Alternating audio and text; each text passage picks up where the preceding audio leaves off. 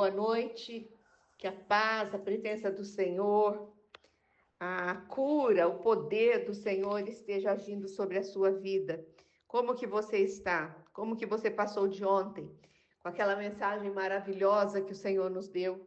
O Senhor declarando cura sobre a sua vida, sobre a minha vida.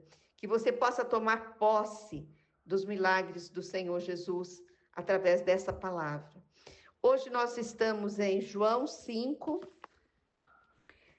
versículo 10. Por isso, disseram os judeus ao que fora curado: hoje é sábado e não te é lícito carregar o leito. Vocês entenderam? Jesus Cristo havia feito um grande milagre ali. A cura por completo daquele homem que estava aos pés daquele tanque de Betesda há 38 anos. Jesus o curou e ordenou que ele levasse e guardasse a sua cama. Mas o que chamou a atenção dos judeus não foi a cura. Eles não olharam para o milagre. Eles não olharam para a maravilha que Jesus havia feito. Mas eles olharam para a lei. Eles olharam para o sábado. Eles disseram: não é dia, não é lícito você carregar o leito. Sendo que Jesus havia ordenado. Jesus, ele veio não para cumprir a lei, ele veio para revogar a lei. Ele veio para salvar, curar, libertar. Quando Jesus diz uma palavra para você, você não deve ouvir a palavra do homem. Você deve ouvir a palavra de Jesus e se apegar a ela e cumpri-la e obedecê-lo. Ao que lhe respondeu, o mesmo Jesus que me curou me disse: toma o teu leito e anda. O paralítico, que agora era um homem normal, foi muito sábio e ele respondeu: não se preocupe com isso, porque o mesmo Deus que me curou foi o Deus que mandou que eu carregasse o leito no dia de sábado.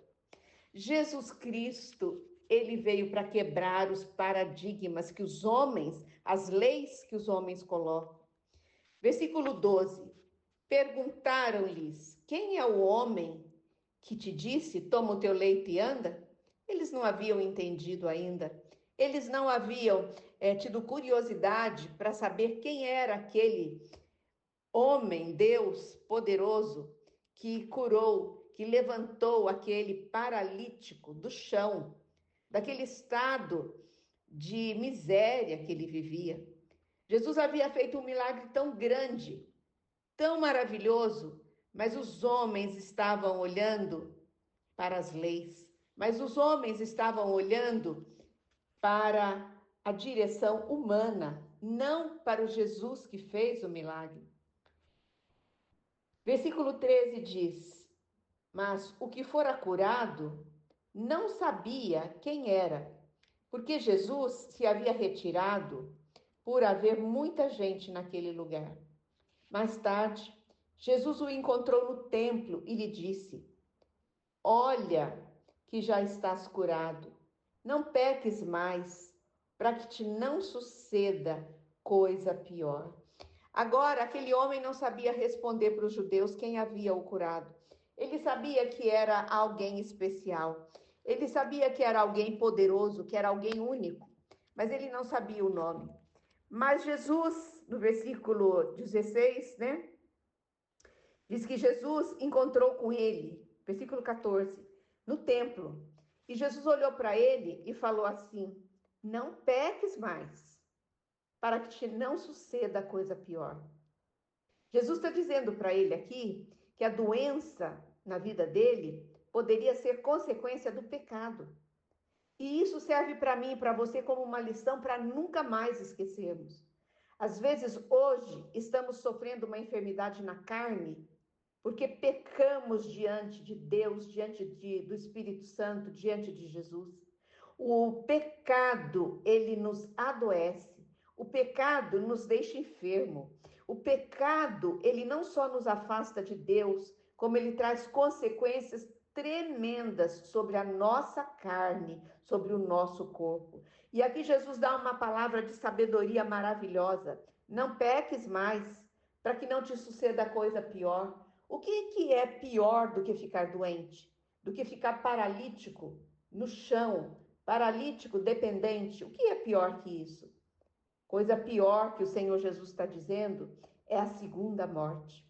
O homem morrerá a primeira vez, seu corpo irá para a terra, e seu espírito, sua alma subirá para Deus, se ele reconheceu o Filho Jesus Cristo como seu Senhor e Salvador. Se o homem não reconhecer a Jesus como Senhor e Salvador, ele morrerá duas vezes.